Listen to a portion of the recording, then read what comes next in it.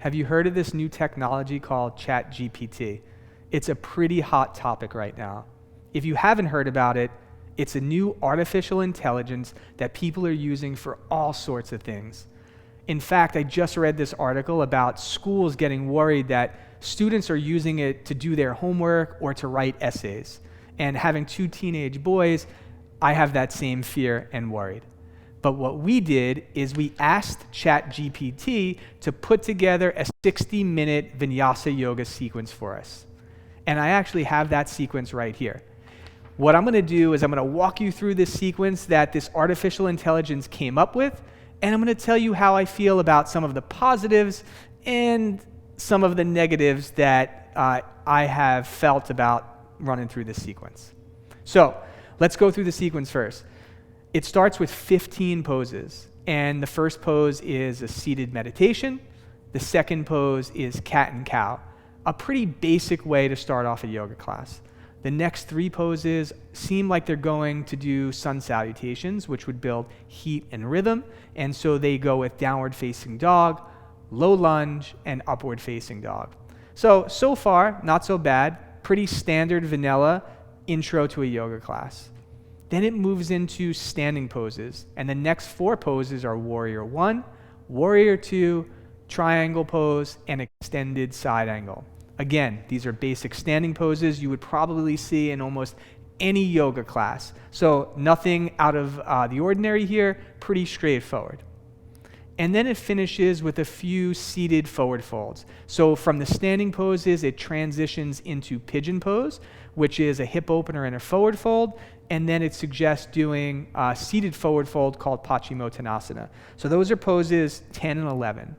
From there, it asks us to do a couple spinal twists. First, a seated spinal twist, and then a reclined spinal twist.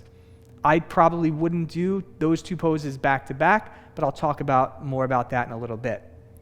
From there, we go into final relaxation and then another seated meditation. There you have it, the 15 poses that ChatGPT came up with for our 60-minute Vinyasa yoga class. So let's run down the positives. The first positive is that there is a disclaimer that says you should do this sequence with the guidance of a certified and qualified yoga teacher.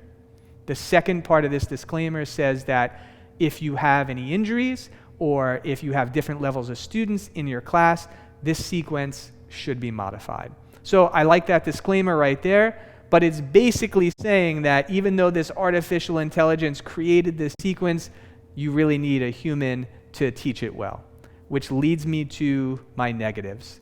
First and foremost is that this sequence, although safe and effective, is quite vanilla, quite bland, and very, very basic. In a Vinyasa class, you would see many, many more categories of poses than what this sequence put together. So as I said, there's a warm-up, there's a hint of sun salutations, there's standing poses, and there's a cool down. In a regular Vinyasa class, you're more than likely to see standing balances, standing twists, more hip openers, back bends, inversions, and even arm balances. So overall, this sequence isn't up to the same level that you would get out of a real in-person Vinyasa yoga class. So that's my first worry about this sequence. The second piece of it is that it also recommended to hold each of these poses for 5 minutes each. Imagine doing triangle pose for 5 minutes on each side, or doing pigeon pose, well, maybe in a yin class, but not in a Vinyasa class, or even doing a seated spinal twist for 5 minutes. This is unrealistic to do these poses for that long, and you would definitely not only have 15 yoga poses in a 60-minute Vinyasa yoga class. Vinyasa yoga is built on the idea of one breath, one movement. One breath, one movement. And so you're moving pose to pose through a flow, breath by breath. So this 15 poses at 5 minutes each is another negative on this sequence. It's just not realistic.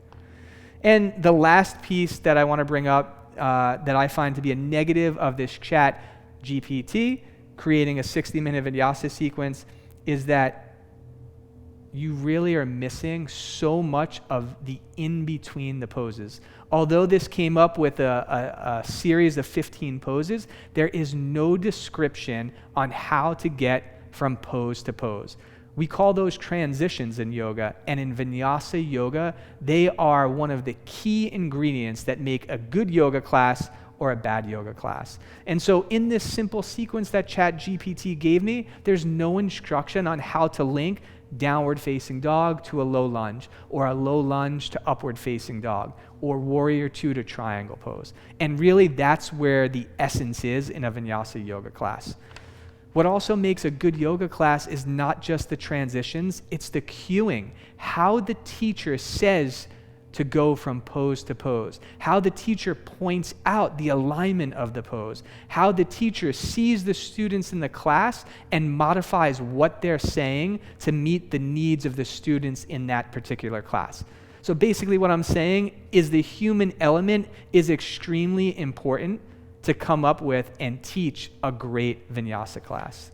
So if you are using ChatGPT to create your yoga sequences as a yoga teacher, I would seriously question where you got your yoga certification from, because any teacher certification should be able to help you create a better yoga sequence than ChatGPT. Now, ChatGPT has great uses, and I'm sure it will evolve over time, but for right now, trust your instincts, create your own yoga classes based on your own experience and your own knowledge. You can do it better than ChatGPT.